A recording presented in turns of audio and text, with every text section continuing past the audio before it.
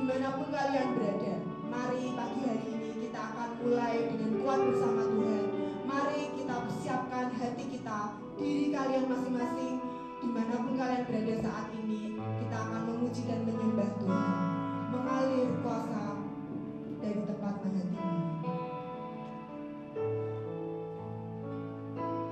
Mengalir kuasa dari tempat maha tinggi, Bapa kekal mulia, Kau hadir di sini, memulihkan hati,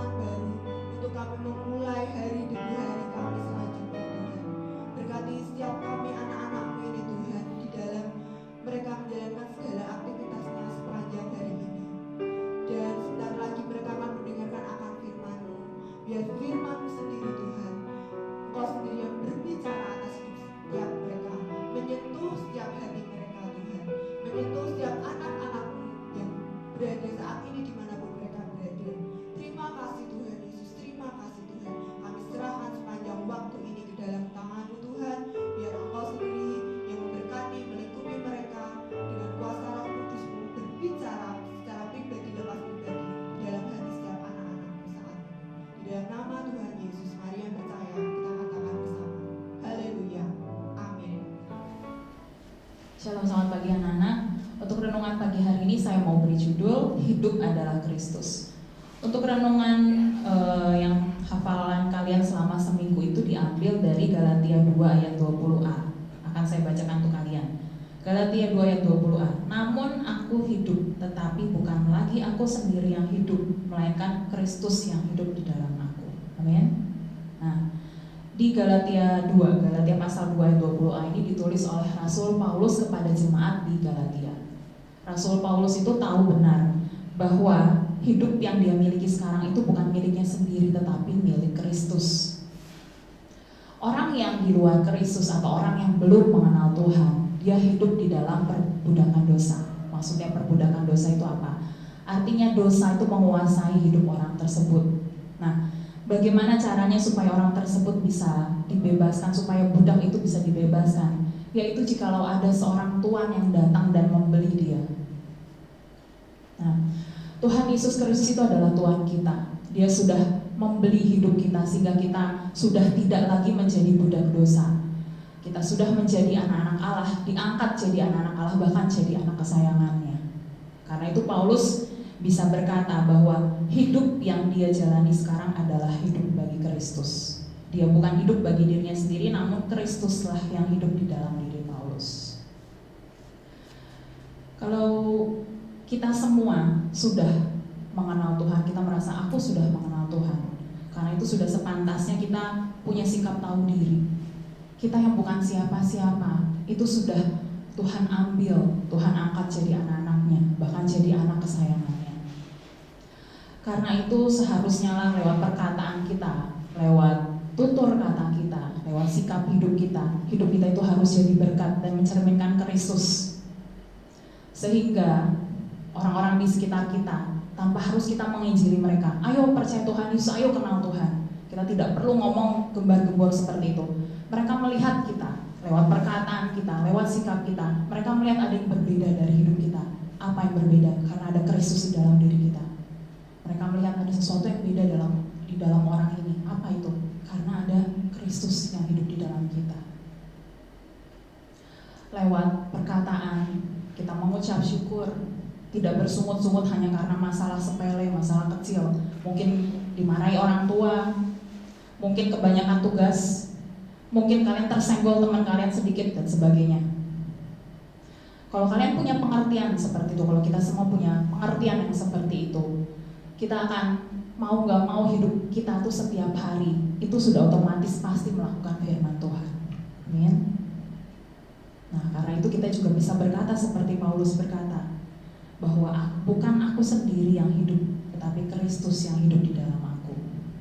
Nah, kalian sebagai siswa-siswi SMK Kristen Terang Bangsa kelas 10, 11, dan 12, kalian harus terus menyadari bahwa kalian datang ke tempat ini itu bukan karena sebuah kebetulan, tapi karena Tuhan sendiri yang sudah panggil kalian ke tempat ini, bersekolah di tempat ini. Dalam situasi COVID yang seperti ini, setiap pagi kalian tetap dapat renungan firman Tuhan dari guru-guru di tempat ini. Kenapa? Karena kami mau percaya bahwa apa yang kami taburkan, itu firman Tuhan yang ditaburkan itu gak akan pernah kembali dengan sia-sia.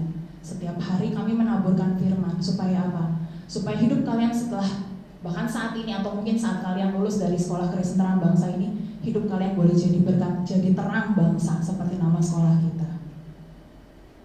Apa yang kami tuai? Kalau kami menabur firman, kami akan menuai. Apa yang kami tuai? Hidup kalian sendiri. Kalian hidupnya jadi berkat lewat perkataan dan perbuatan kalian. Dan pagi hari ini dari kisah tentang Paulus, sebelum dia kenal Tuhan, dia adalah penganiaya jemaat Kristus. Dia membunuh begitu banyak jemaat Kristus. Dia hidup dalam dosa dan dia tidak berkenan di hadapan Tuhan.